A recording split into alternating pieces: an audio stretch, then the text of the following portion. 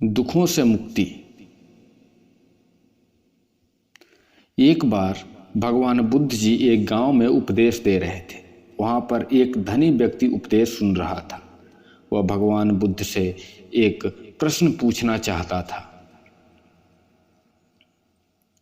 लेकिन सब लोगों के सामने प्रश्न पूछने में संकोच कर रहा था, क्योंकि उसकी गांव में काफ़ी प्रतिष्ठा थी।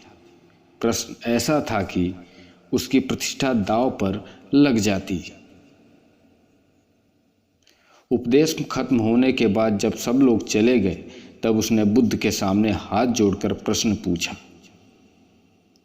प्रभु, मेरे पास सब कुछ है, धन दौलत प्रतिष्ठा, किसी भी चीज की कोई कमी नहीं है, लेकिन मैं खुश नहीं हूं। खुश रहने का राज क्या है?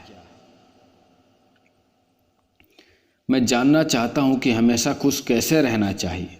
यह सुनकर भगवान बुद्ध उसे अपने साथ जंगल में ले गए और सामने एक बड़े पत्थर को देखकर कहा कि इस पत्थर को उठाकर मेरे साथ चलो। कुछ समय बाद उस व्यक्ति के हाथ में दर्द होने लगा, लेकिन वह चुप रहा।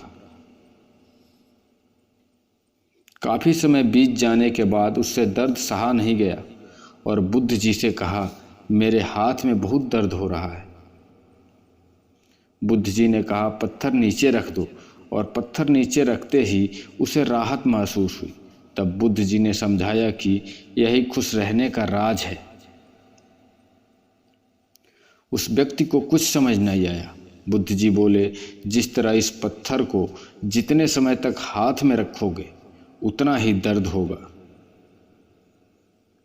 इसी प्रकार दुख के बोझ को जितनी देर तक हम अपने कंधे पर रखेंगे उतने ही ज़्यादा दुखी और निराश रहेंगे।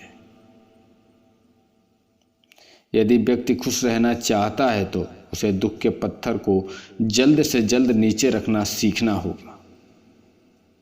मित्रों, हम सब यही करते हैं, अपने जीवन में दुख के बोझ को ढोते रहते हैं।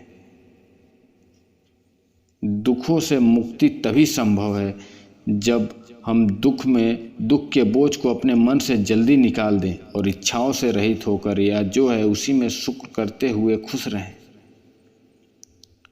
याद रखिए, प्रत्येक पल अपने आप में नया है और जो पल बीत चुका है उसकी कड़वी यादों को मन में संजोकर रखने से बेहतर है कि हम अपने वर्तमान के पल का पूरी तरह से आनंद उठाएं।